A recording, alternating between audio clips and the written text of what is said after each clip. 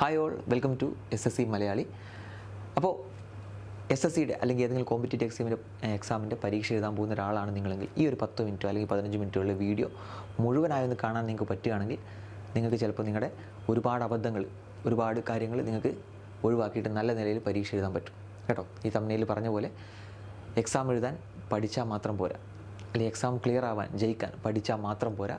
വേറെയും കുറച്ച് ചെറിയ ചെറിയ കാര്യങ്ങൾ മെയിനായിട്ട് പഠിക്കണം, പക്ഷേ എന്നാലും വേറെയും ചെറിയ ചെറിയ കുറേ കാര്യങ്ങൾ ശ്രദ്ധിക്കണം. അങ്ങനെ ആ കാര്യങ്ങൾ വരെ നിങ്ങളുടെ പരീക്ഷ കൊള്ളാക്കാൻ പറ്റും കേട്ടോ. അപ്പോൾ ഞാൻ ഈ പറയുന്നതൊക്കെ എൻ്റെ കഴിഞ്ഞ 7 വർഷത്തെ എക്സ്പീരിയൻസ് എന്നാണ് ഞാൻ പറയുന്നത്, വെറുതെ വായിട്ടലക്കല്ല.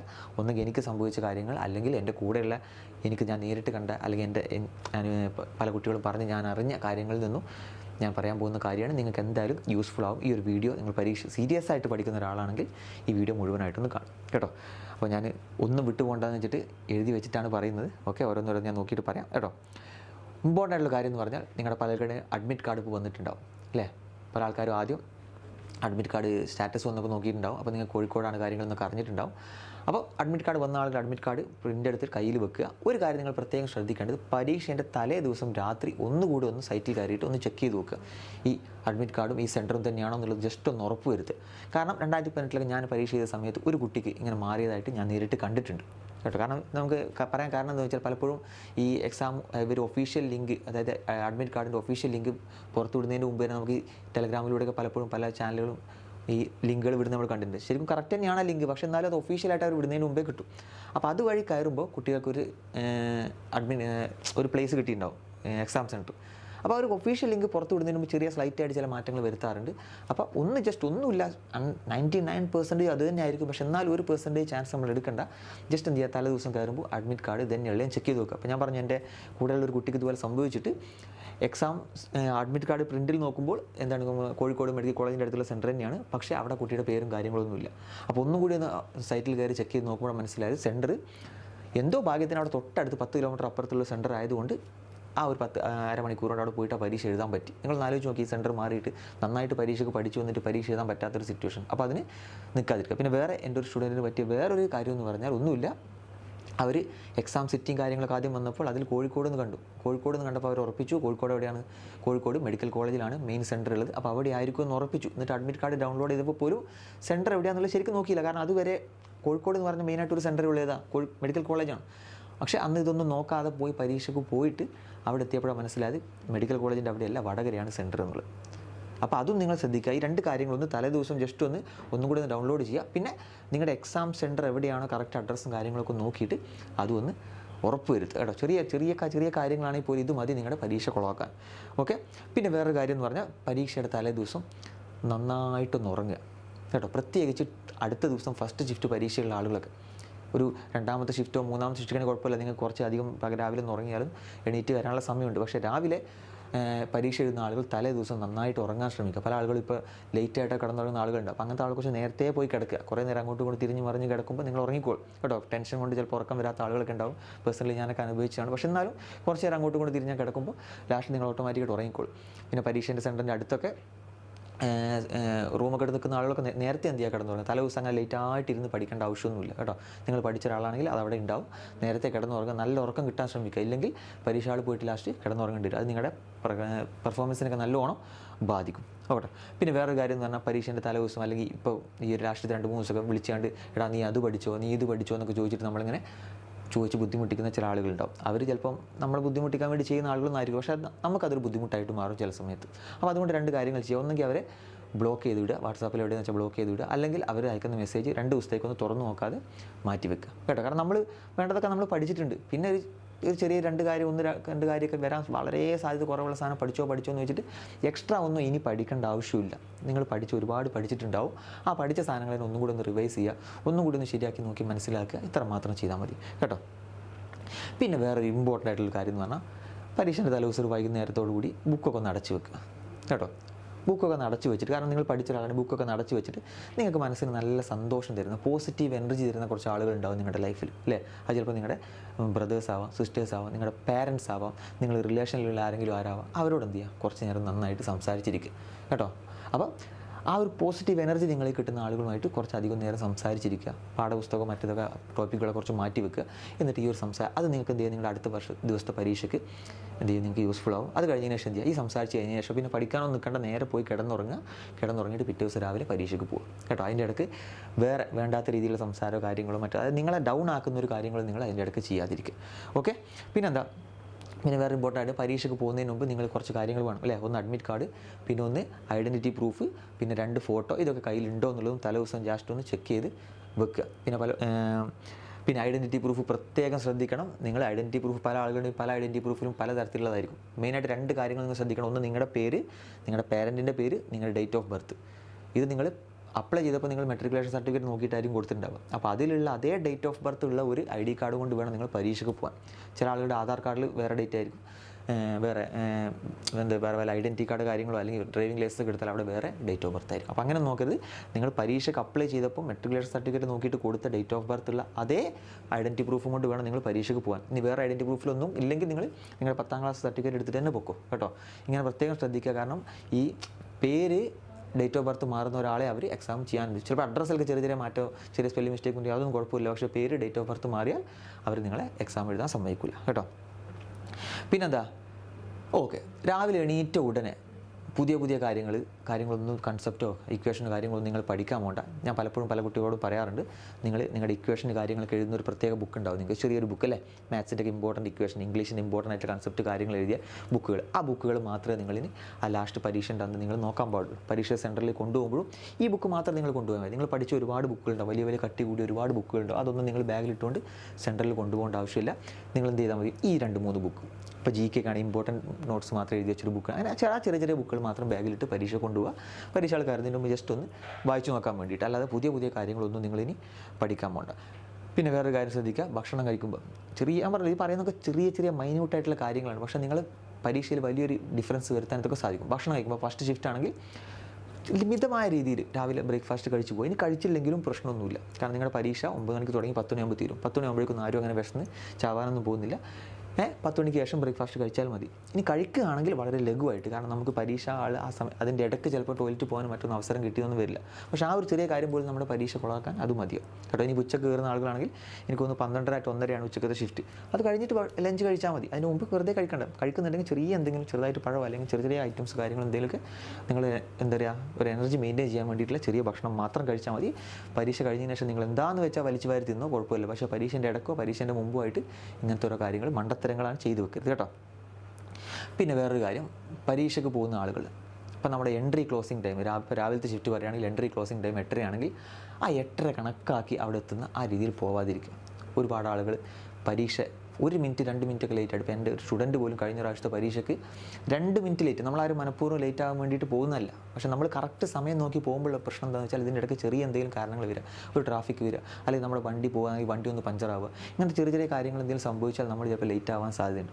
അപ്പോൾ പരീക്ഷ എൻട്രി ക്ലോസിംഗ് ടൈം 8:30 ആണെങ്കിൽ നിങ്ങളൊരു 7 മണി അല്ലെങ്കിൽ ഒരു 6:30 കുറച്ച് നേരത്തെ അവിടെ എത്തിയാൽ നിങ്ങൾക്കൊന്നും സംഭവിക്കാൻ പോകുന്നില്ല. കുറച്ച് നേരത്തെ അവിടെ എത്തിയാൽ അവിടെ ഇരിക്കാനൊക്കെ സ്ഥലം ഉണ്ടാവും, അവിടെ പോയി കുറച്ച് നേരം ഇരിക്കുക. ഇനി അതല്ലെങ്കിൽ അതിൻ്റെ അടുത്തുള്ള ഒരു ഹോട്ടലിൽ പോയിട്ട് കുറച്ച് നേരം സംസാരിച്ചിരിക്കുക, ചായ കുടിച്ചിരിക്കുക ഒക്കെ ചെയ്താൽ മതി. പക്ഷേ നിങ്ങൾ എന്ത് ചെയ്യരുത്, കറക്റ്റ് സമയം നോക്കിയിട്ട് ഇറങ്ങരുത്. ഞാൻ വീണ്ടും പറയുന്നത് വെച്ചാൽ ഇതുപോലൊരു അനുഭവം നമ്മുടെ സ്റ്റുഡൻറ്റ് കഴിഞ്ഞ പ്രാവശ്യം ഉണ്ടായിട്ടുണ്ട്. 2-3 മിനിറ്റ് ലേറ്റ് ആയിട്ടുള്ളൂ. പക്ഷേ 9-10 മണിൻ്റെ പരീക്ഷയ്ക്ക് 9:30 കഴിഞ്ഞിട്ട് 2 മിനിറ്റ് കഴിഞ്ഞെത്തി, സെക്യൂരിറ്റി ഗേറ്റ് അടച്ചു, കയറാൻ പറ്റി കേട്ടോ. അപ്പോൾ ഇങ്ങനത്തെ അനുഭവങ്ങൾ നമുക്ക് ഉണ്ടായി കഴിഞ്ഞാൽ ഭയങ്കര ബുദ്ധിമുട്ടാണ്. അത്രയും കഷ്ടപ്പെട്ട് പഠിച്ചിട്ട് പരീക്ഷ എഴുതാൻ പറ്റിയില്ലെങ്കിൽ അത് ഭയങ്കര പ്രശ്നമാണ്. അപ്പോൾ അത് പ്രത്യേകം ശ്രദ്ധിക്കുക. കുറച്ച് നേരത്തെ ഇറങ്ങിക്കോ. ഫസ്റ്റ് ഷിഫ്റ്റൊക്കെ ആണെങ്കിൽ രാവിലെ വണ്ടിയിൽ നിന്ന് വീട്ടിൽ നിന്ന് പേരൻസ് അവരുടെ കൂടെ ഇറങ്ങുകയാണെങ്കിൽ കുറച്ച് നേരത്തെ ഇറങ്ങിക്കോ. അതായത് നമ്മളൊരു ടൈം വെക്കുക, നമുക്ക് വേണ്ട കുറച്ച് സമയം ഗ്യാപ്പ് വെച്ചിട്ട് വേണം ഇത് ഇറങ്ങാൻ. അപ്പോൾ 8:30 എൻട്രി ക്ലോസിംഗ് ടൈമിൽ ഒരു 7 മണിക്ക് അവിടെ എത്തുന്ന രീതിയിൽ വീട്ടിൽ നിന്ന് ഇറങ്ങുക കേട്ടോ. പിന്നെ മെയിനായിട്ടുള്ള കാര്യം എന്ന് പറഞ്ഞാൽ ഈ സ്ത്രീകളൊക്കെ ആണെങ്കിൽ ഈ ആഭരണങ്ങളും ധരിച്ച് പരീക്ഷയ്ക്ക് പോകാതിരിക്കുക. ആഭരണങ്ങൾ, അതുപോലെ തന്നെ ബാക്കിയുള്ള എന്തെങ്കിലും മെറ്റൽ പോലത്തെ ഐറ്റംസ് എന്തെങ്കിലും, അതിൽ ചെയിൻ കാര്യങ്ങൾ അങ്ങനെ എന്തെങ്കിലും ഉണ്ടെങ്കിൽ അതൊക്കെ വീട്ടിൽ വെച്ചിട്ട് പരീക്ഷ എഴുതാൻ പോകും. ആണുങ്ങളാണെങ്കിൽ ചില ആൾക്കാർ ചെയിനൊക്കെ ഇടുന്ന ആളുകളുണ്ടാവും, ചില ആൾക്കാർ വാച്ചൊക്കെ ധരിച്ച്. വാച്ചിൻ്റെ ഒന്നും ആവശ്യമില്ല, കാരണം ബാക്കിയുള്ള PSC പരീക്ഷ പോലൊന്നുമല്ല. നിങ്ങൾക്ക് ടൈമർ ഇങ്ങനെ നിങ്ങളുടെ കമ്പ്യൂട്ടറിൻ്റെ മുകളിലുണ്ടാവും. അപ്പോൾ നിങ്ങൾക്ക് വാച്ചിൻ്റെ ഒന്നും ആവശ്യം പരീക്ഷയ്ക്ക് വരില്ല. അപ്പോൾ വാച്ചൊക്കെ എന്ത് ചെയ്യുക, വീട്ടിൽ വെച്ച് പോകുക. അതുപോലെ തന്നെ ഡ്രസ്സൊക്കെ ധരിച്ച് പോകുമ്പോൾ ആൺകുട്ടികളൊക്കെ ആണെങ്കിൽ ഒരു ടീ-ഷർട്ട് ധരിച്ച് പോകുന്നതായിരിക്കും നല്ലത്. അപ്പോൾ നിങ്ങൾ ഫുൾ സ്ലീവൊക്കെ മടക്കി വെച്ച് പോയാൽ അതൊക്കെ അവർ അഴിച്ച് വെച്ച് വീണ്ടും നിങ്ങളതൊക്കെ മടക്കി അതിന് നിൽക്കണ്ട. ജസ്റ്റ് നല്ലൊരു കുഴപ്പമില്ലാത്തൊരു സാധാ ടീ-ഷർട്ട് ഇട്ടുകൊണ്ട് പോവുക. പിന്നെ ഇതുപോലത്തെ മെറ്റൽ പോലത്തെ ഐറ്റംസ് കാര്യങ്ങളൊക്കെ ഉണ്ടെങ്കിൽ അതൊന്നും, മെയിനായിട്ട് ആഭരണങ്ങൾ അങ്ങനത്തെ ഒഴിവാക്കിയിട്ട് പോവുക പെൺകുട്ടികളൊക്കെ കേട്ടോ. ഓക്കെ. പിന്നെന്താ, ഓക്കെ. വേറൊരു മെയിൻ കാര്യം എന്ന് പറഞ്ഞാൽ പരീക്ഷാ ഹാളിൽ കയറിയതിന് ശേഷം, അതായത് പരീക്ഷാ ഹാളിൽ കയറുന്ന ഉദ്ദേശിച്ചത് നിങ്ങളെല്ലാ ബുക്കും കാര്യങ്ങളൊക്കെ നിങ്ങളുടെ ബാക്കിയുള്ളവരെടുത്ത് കൊടുത്തിട്ട് നിങ്ങൾ അതിൻ്റെ ഉള്ളിലേക്ക് കയറിയതിന് ശേഷം പിന്നെ നിങ്ങളൊന്നും ഓർത്തെടുക്കാൻ ശ്രമിക്കാതിരിക്കുക. നിങ്ങൾ പഠിച്ച കുറേ കാര്യങ്ങളുണ്ട്, അത് ഓർത്തെടുക്കാൻ ശ്രമിക്കാതിരിക്കുക. അത് ഇമ്പോർട്ടൻ്റ് ആയിട്ടുള്ള കാര്യമാണ്. കാരണം പരീക്ഷ ആൾ കയറുന്നതിന് മുമ്പ് വരെ നിങ്ങൾക്ക് എന്ത് കാര്യം ഓർത്തെടുക്കാൻ, നിങ്ങൾക്ക് ഇൻ കേസ് ഒരു ഇക്വേഷൻ നിങ്ങൾ മറന്നുപോയാൽ നിങ്ങൾക്ക് നോക്കാൻ നിങ്ങളുടെ കയ്യിൽ ബുക്കും റെഫറൻസ് ഉണ്ട്, ഗൂഗിൾ ഉണ്ട്, നെറ്റിൽ നോക്കിയിട്ട് എന്ത് വേണമെങ്കിലും എടുക്കാം. പക്ഷേ അതിൻ്റെ ഉള്ളിൽ കയറി കഴിഞ്ഞാൽ പിന്നെ നിങ്ങൾക്ക് ഒരു ഇക്വേഷൻ നിങ്ങൾ മറന്നുപോയാൽ പിന്നെ നോക്കാനൊരു സംഭവമില്ല.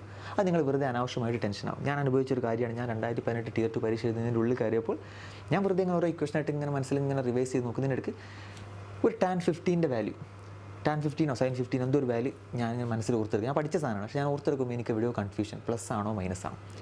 പിന്നെ എനിക്ക് ആകെ ടെൻഷനായി, എന്താണ് ഏതാ ഞാൻ മറന്നുപോയി, അയ്യോ ഇനി ഈ ക്വസ്റ്റൻ എങ്ങാനും പരീക്ഷയ്ക്ക് വന്നാൽ ഞാൻ എങ്ങനെ ചെയ്യും, എന്നെക്കൊണ്ട് ചെയ്യാൻ പറ്റില്ലല്ലോ എന്നുള്ള. ബാക്കിയുള്ള tan 30 sin 30 നമുക്ക് ഡിറൈവ് ചെയ്തെങ്കിലും എടുക്കാം, പക്ഷേ tan 15 നമുക്ക് പെട്ടെന്ന് അവിടെ എടുക്കുക എന്നുള്ള ബുദ്ധിമുട്ടാണ്. പക്ഷേ ഞാനാകെ ടെൻഷനായി. പക്ഷേ അതുമായി ബന്ധപ്പെട്ട് ഒരു സാധനം പോലും ആ പരീക്ഷയ്ക്ക് വന്നില്ല. പക്ഷേ എന്നാലും ആ പരീക്ഷയ്ക്ക് കയറുന്നതിന് മുമ്പ് എന്നെ വെറുതെ മൈൻഡിൽ നിന്ന് ടെൻഷനാക്കാൻ അതിന് പറ്റി. അപ്പോൾ അതുകൊണ്ട് നിങ്ങൾ കാര്യം ചെയ്യുക, പരീക്ഷ ആൾ കയറിയതിനു ശേഷം ഒരു പഠിച്ച കാര്യങ്ങൾ റിവൈസ് ചെയ്തെടുക്കാതിരിക്കുക. പരീക്ഷ ആൾ കയറിയതിനു ശേഷം നിങ്ങളുടെ അടുത്തുള്ള ഫ്രണ്ട്സ് ആരെങ്കിലും ഉണ്ടെങ്കിൽ കുറച്ച് അവരൊക്കെ നോക്കിയിരിക്കുക, അല്ലെങ്കിൽ വെറുതെ പോയിട്ട് കുറച്ച് നേരം കിടന്നുറങ്ങുക. അതായത് ഇങ്ങനത്തെ പഠനവുമായി ബന്ധപ്പെട്ട ഒരു കാര്യം നിങ്ങൾ എന്ത് ചെയ്യുക, മനസ്സിൽ വിചാരിക്കാതിരിക്കുക. അതായത് നിങ്ങൾ പഠിച്ചിട്ടുണ്ടെങ്കിൽ അത് അവിടെ ഉണ്ടാവും, അതിനെ വിശ്വസിക്കുക. നിങ്ങൾ നിങ്ങളെ സ്വയം വിശ്വസിക്കുക എന്നുള്ള കാര്യമാണ്. അതിൻ്റെ ഇടയ്ക്ക് അവിടെ ഉള്ളിൽ കയറിയിട്ട്, കാരണം അങ്ങനെ ആലോചിച്ചിരിക്കുന്നതുകൊണ്ട് നിങ്ങൾക്ക് ഒരു അഡ്വാൻറ്റേജ് കിട്ടാനില്ല. കാരണം പുറത്താണെങ്കിൽ നിങ്ങൾ ആലോചിച്ച് റിവൈസ് ചെയ്ത് നോക്കുകയാണെങ്കിൽ കിട്ടിയിട്ടില്ല, നിങ്ങൾക്ക് റിവൈസ് ചെയ്യാനായിട്ട് ബുക്ക് ഉണ്ട്, പക്ഷേ ഉള്ളിൽ കയറി നിങ്ങളുടെ കയ്യിൽ ഒന്നുമില്ല, പിന്നെ ആരും നിങ്ങളെ സഹായിക്കാനും പോകുന്നില്ല. അപ്പോൾ അതുകൊണ്ട് അത് ഈ മണ്ടത്തരം പരീക്ഷ ആൾ കയറിയതിന് ശേഷം ചെയ്യാതിരിക്കാം കേട്ടോ. പിന്നെ ഒരു മിനിറ്റ്, ഓക്കെ.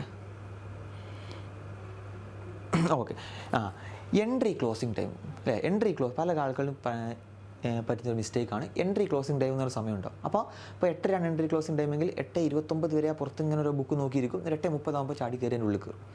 ഇങ്ങനെ ആകുമ്പോഴൊരു പ്രശ്നം എന്താണെന്ന് വെച്ചാൽ നമുക്ക് പലപ്പോഴും സമയം കിട്ടാതെ വരും. നമുക്ക് നമ്മുടെ പരീക്ഷ ഹാളിനുള്ളിൽ കയറി നമ്മുടെ സീറ്റിലെത്തിയതിന് ശേഷം നമുക്ക് ചെയ്യാൻ ഒരുപാട് കാര്യങ്ങളുണ്ട്, അത് ചെയ്യാൻ നമുക്ക് പറ്റാതെ വരും കേട്ടോ. കാരണം ഞാൻ പറഞ്ഞു തരുന്നത് നമ്മൾ 2018 ഞാൻ എല്ലാം ആ ഒരു സമയത്തുള്ള എക്സാമ്പിളാണ് പറയുന്നത്. കാരണം അത് എനിക്ക് അനുഭവിച്ച കാര്യം.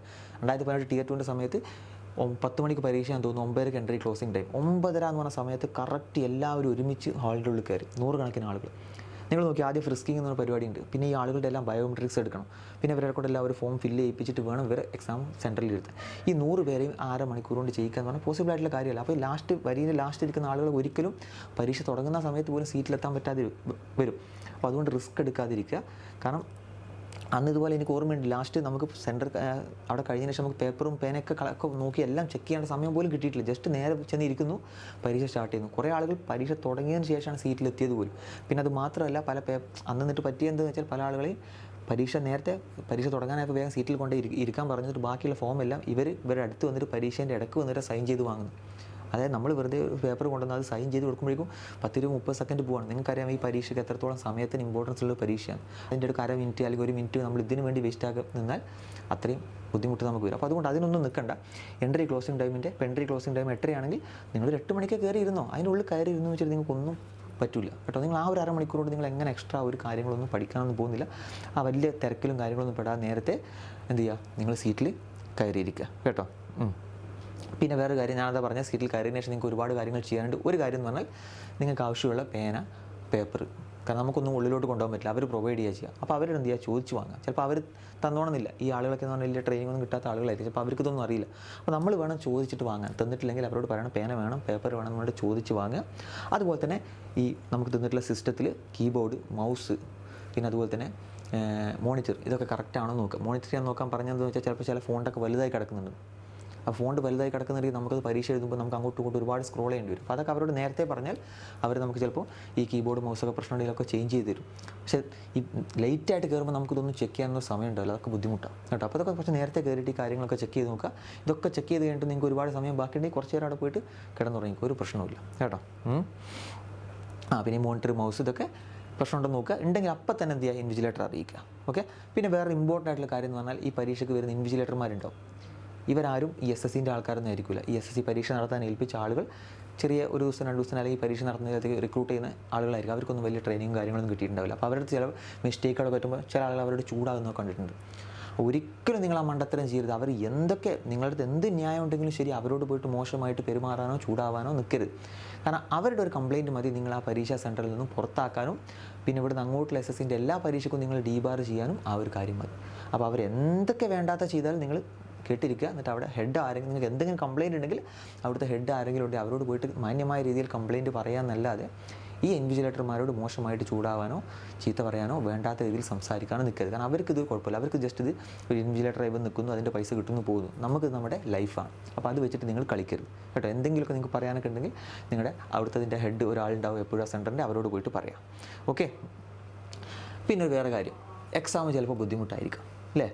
എക്സാം ബുദ്ധിമുട്ടായിരിക്കാം. അപ്പോൾ അങ്ങനെ കേസിൽ നിങ്ങളൊരു കാര്യം ആലോചിക്കുക. നിങ്ങൾ സീരിയസ് ആയിട്ട് പഠിച്ചിട്ട് ഒരാളാണെങ്കിൽ നിങ്ങൾക്ക് പരീക്ഷ ബുദ്ധിമുട്ടായിട്ട് തോന്നുന്നുണ്ടെങ്കിൽ എല്ലാവർക്കും ആ പരീക്ഷ ബുദ്ധിമുട്ടായിരിക്കും. ആ ഷിഫ്റ്റ് ബുദ്ധിമുട്ടുള്ള ഷിഫ്റ്റായിരിക്കും. അപ്പോൾ അതുകൊണ്ട് ബുദ്ധിമുട്ടാണ് എന്ന് വിചാരിച്ച് ടെൻഷൻ അടിച്ച് കരയാതിരിക്കുക. നിങ്ങൾക്ക് മാത്രമായിട്ടൊരു പരീക്ഷയും ബുദ്ധിമുട്ടാവില്ല. ബുദ്ധിമുട്ടാകുന്നുണ്ടെങ്കിൽ അതെല്ലാവർക്കും ബുദ്ധിമുട്ടായിരിക്കും. പിന്നെ അത് മാത്രമല്ല, ബുദ്ധിമുട്ടാണെങ്കിൽ റോ സ്കോറിനേക്കാളും നന്നായിട്ട് നോർമലൈസ് സ്കോർ വരാനുള്ള സാധ്യതയുണ്ട്.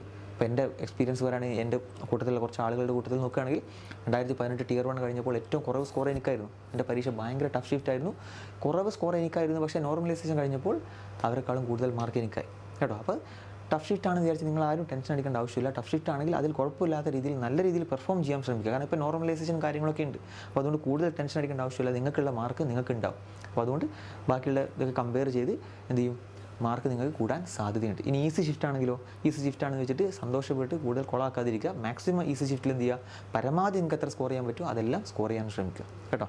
ഓക്കെ. പിന്നെ വേറൊരു കാര്യം എന്ന് പറഞ്ഞാൽ, ഈ പരീക്ഷ ഞാൻ പറഞ്ഞല്ലോ, എപ്പോഴും ഞാൻ പറയുന്നത് വരെയാണ് സ്കിപ്പ് ചെയ്യുക. ഏതെങ്കിലും ചോദ്യം നിങ്ങൾക്ക് ബുദ്ധിമുട്ടായിട്ട് തോന്നിയാൽ അപ്പം സ്കിപ്പ് ചെയ്യാം. ഏറ്റവും നന്നായിട്ട് ആരാണോ സ്കിപ്പ് ചെയ്യുന്നത് അവരാണ് ഏറ്റവും നന്നായിട്ട് പരീക്ഷയിൽ പെർഫോം ചെയ്യുന്ന ആളുകൾ. അപ്പോൾ ഒരു ക്വസ്റ്റ്യൻ ബുദ്ധിമുട്ടായി തോന്നിയാൽ അപ്പം സ്കിപ്പ് ചെയ്യുക. പല ആൾക്കാർക്ക് ബുദ്ധിമുട്ട് എന്താ പറയുക, ചില ക്വസ്റ്റ്യനെ കാണുമ്പോൾ സ്കിപ്പ് ചെയ്യാൻ ഭയങ്കര ബുദ്ധിമുട്ടായിരിക്കും. അപ്പോൾ അതെന്ത് ചെയ്യും, ഇതിപ്പോൾ കിട്ടും എന്ന് ആലോചിച്ചിരിക്കും. പക്ഷേ അങ്ങനെ ഇരിക്കരുത്. പെട്ടെന്ന് തന്നെ എന്ത് ചെയ്യുക, സ്കിപ്പ് ചെയ്ത് അടുത്ത ക്വസ്റ്റ്യൻ നോക്കുക. കാരണം നിങ്ങൾക്ക് ചെയ്യാൻ പറ്റിയ ഒരുപാട് ക്വസ്റ്റ്യൻ ബാക്കിലുണ്ടാവും. ഈ ഒരു ക്വസ്റ്റ്യൻ തന്നെ ഇരിക്കണമെന്നൊന്നുമില്ല കേട്ടോ. നിങ്ങളൊരു ഈസി ക്വസ്റ്റ്യൻ ആണെങ്കിലും ടഫ് ക്വസ്റ്റ്യൻ ആണെങ്കിലും ചെയ്ത് കഴിഞ്ഞാൽ നിങ്ങൾക്ക് ഓരോ മാർക്കേ കിട്ടുകയുള്ളൂ. നിങ്ങൾക്കായാലും അവർക്കായാലും സെയിം മാർക്കാണ് കിട്ടുക കേട്ടോ. പിന്നെ എക്സാം സമയത്ത് എന്ത് ചെയ്യേണ്ട, കട്ട് ഓഫ് എന്തായിരിക്കും, മറ്റേതായിരിക്കും, അയ്യോ എക്സാം പരീക്ഷ ടഫാണ്, എനിക്ക് കട്ട് ഓഫ് എന്താ പറയുക, അല്ലെങ്കിൽ എക്സാം ഈസിയാണ്, കട്ട് ഓഫ് കൂടുതലായിരിക്കും. ഇതൊന്നും നിങ്ങൾ ചിന്തിക്കേണ്ട. ഇതൊക്കെ പരീക്ഷ കഴിഞ്ഞതിന് ശേഷം നമുക്ക് ചിന്തിക്കാം. പരീക്ഷേൻ്റെ ഇടയ്ക്ക് നിങ്ങൾ ഇതൊന്നും ചിന്തിക്കേണ്ട, പരമാവധി സ്കോർ ചെയ്യാൻ ശ്രമിക്കുക. പിന്നെ വേറൊരു കാര്യം, ഇമ്പോർട്ടൻ്റ് ആയിട്ടുള്ള കാര്യം എന്ന് പറഞ്ഞാൽ, ഈ പരീക്ഷ ഇടുന്ന ആളുകളും മനുഷ്യന്മാരാണ്. അപ്പോൾ നിങ്ങൾക്കൊരു ക്വസ്റ്റ്യൻ ചെയ്യുമ്പോൾ അതിൻ്റെ ഉത്തരം കിട്ടുന്നില്ലെങ്കിൽ ഒരു വട്ടം കൂടി ഒന്ന് ചെയ്ത് നോക്കുക. അപ്പോൾ സിമ്പിൾ ക്വസ്റ്റ്യൻ ആണ്, കൺസെപ്റ്റ് എല്ലാം നിങ്ങൾക്ക് അറിയാം. ഒരു പ്രാവശ്യം ചെയ്ത് നോക്കി കിട്ടുന്നില്ലെങ്കിൽ ഒരു പ്രാവശ്യം കൂടി ഒന്ന് ചെയ്ത് നോക്കുക. എന്നിട്ട് നിങ്ങൾക്ക് അത് കിട്ടുന്നില്ലെങ്കിൽ അത് സ്കിപ്പ് ചെയ്യാം. രണ്ട് കാരണങ്ങൾ കൊണ്ട് നിങ്ങൾക്ക് കിട്ടാതിരിക്കാം. ഒന്നെങ്കിൽ എന്താവാം, അത് ക്വസ്റ്റ്യൻ മിസ്റ്റേക്ക് ആവാം അല്ലേ. ക്വസ്റ്റ്യൻ മിസ്റ്റേക്ക് ആണെങ്കിൽ നിങ്ങൾ എത്ര ചെയ്ത് നോക്കിയിട്ടും കാര്യമില്ല. പിന്നെ വേറൊരു കാര്യം കൊണ്ട് നിങ്ങൾ കിട്ടാതിരിക്കാം, നിങ്ങൾ അടുത്തടുത്ത സമയങ്ങളിൽ ആ സെയിം ചോദ്യം തന്നെ വീണ്ടും ചെയ്ത് നോക്കുമ്പോൾ നിങ്ങൾ സെയിം മിസ്റ്റേക്കിലൂടെ വീണ്ടും കടന്നു പോകാൻ സാധ്യതയുണ്ട്. അത് നമ്മൾ ചിലപ്പോൾ കാൽക്കുലേഷനിൽ ഇപ്പോൾ ഞാൻ എൻ്റെ പറയുകയാണെങ്കിൽ ഞാനിതൊരു പരീക്ഷ ചെയ്തപ്പോൾ ഒരു 4x5 എൻ്റെ മനസ്സിൽ 25 വരുന്നത്. ശരിക്കും അത് 20 എല്ലാവർക്കും അറിയാം. പക്ഷേ ആ സമയത്ത് നമുക്ക് 25 മനസ്സിൽ വന്നു. ഞാനത് വീണ്ടും ആ ക്വസ്റ്റ്യൻ ചെയ്യുന്നു, അപ്പോഴും 4x5 25. അപ്പോൾ സെയിം മിസ്റ്റേക്കിലൂടെ തന്നെ നമ്മൾ വീണ്ടും കടന്നു പോകും. അപ്പോൾ നമുക്കത് കിട്ടാൻ സാധ്യത കുറവാണ്. ആ സമയം നിങ്ങൾ എന്ത് ചെയ്യുക, ആ ക്വസ്റ്റ്യൻ അപ്പം സ്കിപ്പ് ചെയ്യുക. എന്നിട്ട് രണ്ടാമത് റൗണ്ടിൽ വീണ്ടും നിങ്ങൾ ആ ക്വസ്റ്റ്യൻ ചെയ്യാൻ വരുമ്പോഴുള്ള പ്രശ്നം അല്ല സുഖം എന്താണെന്ന് വെച്ചാൽ, നിങ്ങൾ ആ പഴയ ചെയ്ത മെത്തഡൊക്കെ നിങ്ങൾ മറന്നുപോയിട്ടുണ്ടാവും. അപ്പോൾ നിങ്ങൾ ഫ്രഷ് ആയിട്ട് വീണ്ടും ആ ക്വസ്റ്റ്യൻ സ്റ്റാർട്ട് ചെയ്യുക. അപ്പോൾ നിങ്ങൾക്ക് 4x5 എന്തെങ്കിലും മനസ്സിൽ 20 തന്നെ വരും. പിന്നെ അല്ലെങ്കിൽ എന്ത് ചെയ്യും, ആ ക്വസ്റ്റ്യൻ മിസ്റ്റേക്ക് ആയിരിക്കും. മിസ്റ്റേക്ക് ആണെങ്കിൽ നിങ്ങൾ എന്ത് ചെയ്തിട്ടും കാര്യമില്ല. അപ്പോൾ ഞാൻ പറഞ്ഞു വരുന്നത്, ഇങ്ങനെ ക്വസ്റ്റ്യൻ ചെയ്തിട്ട് കിട്ടുന്നില്ലെങ്കിൽ കൂടുതൽ സമയം തീർത്ത് അതിൻ്റെ പിന്നാലെ കളയരുത് കേട്ടോ. അപ്പോൾ ഇത്രയാണ് ഇമ്പോർട്ടൻ്റ് ആയിട്ടുള്ള കാര്യങ്ങൾ. മെയിനായിട്ട് ഞാൻ ഏകദേശം എൻ്റെ എക്സ്പീരിയൻസിൽ നിന്നുള്ള ഒരുപാട് കാര്യങ്ങൾ ഞാൻ പറഞ്ഞിട്ടുണ്ട്.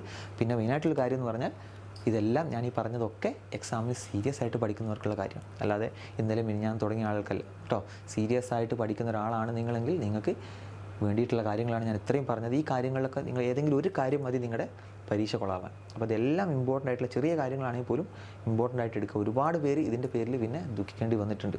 പിന്നെ ഒരു കാര്യം മെയിനായിട്ട് വീണ്ടും ഞാൻ നേരത്തെ പറഞ്ഞ കാര്യം ഒന്നും കൂടെ ഞാനൊന്ന് ഉറപ്പിച്ച് പറയുകയാണ്, നിങ്ങൾ സ്വയം നിങ്ങളൊന്ന് വിശ്വസിക്കുക. നിങ്ങൾ നന്നായിട്ട് പഠിച്ചിട്ടുണ്ട്, നിങ്ങൾക്ക് പരീക്ഷ എഴുതുമ്പോൾ മോക്ക് ടെസ്റ്റിനൊക്കെ ചെയ്യുമ്പോൾ അത്യാവശ്യം കുഴപ്പമില്ലാത്ത മാർക്ക് നിങ്ങൾക്ക് കിട്ടുന്നുണ്ട്. അങ്ങനെയാണെങ്കിൽ നിങ്ങൾക്ക് നിങ്ങളെന്ത് ചെയ്യുക, നിങ്ങളെ തന്നെ സ്വയം ഒന്ന് വിശ്വസിക്കുക. കാരണം നിങ്ങളെ മാർക്ക് നിങ്ങൾക്ക് ഒരിക്കലും നിങ്ങൾ ചെയ്തുകൊണ്ടിരിക്കുന്ന മാർക്കിൽ നിന്നും പരീക്ഷ ടഫായി ടെൻഷനായി വെച്ചിട്ട് വലിയ വേരിയേഷനൊന്നും സംഭവിക്കാൻ പോകുന്നില്ല. ചിലപ്പോൾ പരീക്ഷ ടഫായി മാക്സിമം 5 മാർക്ക് കുറയും, അല്ലെങ്കിൽ 5 മാർക്ക് ഈസിയാണെങ്കിൽ കൂടും. ആ ഒരു വേരിയേഷനെ നിങ്ങൾക്ക് വരുള്ളൂ. നിങ്ങൾ പല ആളുകളും ശ്രദ്ധിച്ച് നോക്കിയാൽ മതി. ഒരുപോലെ പഠിക്കുന്ന ആളുകൾക്കൊക്കെ ലാസ്റ്റ് പരീക്ഷയുടെ മാർക്ക് വരുമ്പോൾ ഏകദേശം സെയിം മാർക്കായിരിക്കും, ചെറിയ വേരിയേഷനുള്ളൂ. നന്നായിട്ട് പഠിക്കുന്ന ഒരാൾക്കും നല്ലോണം മാർക്കൊന്നും കുറയില്ല കേട്ടോ. അത് ചിലപ്പോൾ എന്തെങ്കിലും വേറെ പല കാരണങ്ങൾ കൊണ്ടായിരിക്കാം, അല്ലാതെ വേറെ പ്രശ്നങ്ങളൊന്നും വരില്ല. നിങ്ങളെ സ്വയം വിശ്വസിക്കുക, പരീക്ഷ എഴുതുക. ബാക്കിയുള്ളവർ പറയുന്നതൊന്നും കേട്ട് നിങ്ങൾ ടെൻഷൻ അടിക്കേണ്ട ആവശ്യമില്ല. ഈ പരീക്ഷേൻ്റെ കുറച്ച് ദിവസങ്ങൾ നിങ്ങൾ എന്ത് ചെയ്യുക, ഞാൻ നേരത്തെ പറഞ്ഞ പോലെ ആ പോസിറ്റീവ് മൈൻഡ് സെറ്റിലുള്ള ആളുകളോട് മാത്രം ഇടപഴകുക, അവരോട് മാത്രം സംസാരിക്കുക, എല്ലാവരോടും പോയിട്ട് എല്ലാ കാര്യങ്ങളും അഭിപ്രായം ചോദിക്കാതിരിക്കുക. നിങ്ങൾ ഈ പരീക്ഷയ്ക്ക് ഒരു കഴിഞ്ഞ 1-2 കൊല്ലമായിട്ട് പ്രിപ്പയർ ചെയ്യുന്ന ആളുകളാണെങ്കിൽ നിങ്ങൾക്ക് ഇതിനെപ്പറ്റി നന്നായിട്ട് ധാരണയുണ്ട്. അപ്പോൾ പിന്നെ അവരുടെ അഡ്വൈസ് നിങ്ങൾ എടുക്കേണ്ട ഒരു ആവശ്യമില്ല കേട്ടോ. അപ്പോൾ എല്ലാവരും വളരെ നല്ല രീതിയിൽ പരീക്ഷ എഴുതുക. അതിപ്പോൾ SSC മലയാളിൻ്റെ സ്റ്റുഡൻസ് അല്ല, ഏതവരാണെങ്കിലും നന്നായിട്ട് പരീക്ഷ എഴുതുക. എല്ലാവർക്കും ഒരേപോലെ എൻ്റെ മനസ്സിൽ എന്ത് ചെയ്യുക, ഓൾ ദി ബെസ്റ്റ് കേട്ടോ. എന്ത് സംശയം, എന്ത് കാര്യങ്ങളോ എന്തുണ്ടെങ്കിലും അതിൻ്റെ ഇടയ്ക്ക് നിങ്ങൾക്ക് നമ്മളെ വിളിക്കാം. പിന്നെ നമ്മളതിൻ്റെ ഇടയ്ക്ക് പറ്റുകയാണെങ്കിൽ ഫസ്റ്റത്തെ 2 ദിവസം നമ്മൾ അനാലിസിസ് ഒക്കെ ചെയ്യാൻ ശ്രമിക്കാം. എല്ലാ ദിവസവും ചെയ്യേണ്ട ആവശ്യമൊന്നുമില്ല. പക്ഷേ നമുക്ക് ആ തുടക്കത്തിലൊരു 1-2 ദിവസം പരീക്ഷേൻ്റെ ഏകദേശം ലെവൽ കാണുമ്പോൾ തന്നെ ഇത് എങ്ങോട്ടാണ് ഈ പരീക്ഷേൻ്റെ ലെവൽ പോകുന്നത് എന്നുള്ളത് നമുക്ക് മനസ്സിലാക്കാൻ പറ്റും. പിന്നെ ആ കാര്യം പ്രത്യേകം ശ്രദ്ധിക്കുക. ഫസ്റ്റ് ഷിഫ്റ്റ് അല്ല, 2ാമത്തെ ദിവസം മുതൽ പരീക്ഷ എഴുതുന്ന ആളുകളാണെങ്കിൽ അനാലിസുകളൊക്കെ പ്രത്യേകം ശ്രദ്ധിക്കുക. എല്ലാ ക്വസ്റ്റ്യനൊക്കെ നോക്കുക. ചില ക്വസ്റ്റ്യനൊക്കെ അതുപോലെ തന്നെ വാല്യൂ ആയിട്ട് റിപ്പീറ്റ് ചെയ്ത് തൊട്ടടുത്ത ഷിഫ്റ്റിലൊക്കെ വരാൻ സാധ്യതയുണ്ട്. അപ്പോൾ അതും പ്രത്യേകം ശ്രദ്ധിക്കുക കേട്ടോ. ഓക്കെ, അപ്പോൾ എല്ലാവർക്കും ഓൾ ദി ബെസ്റ്റ്.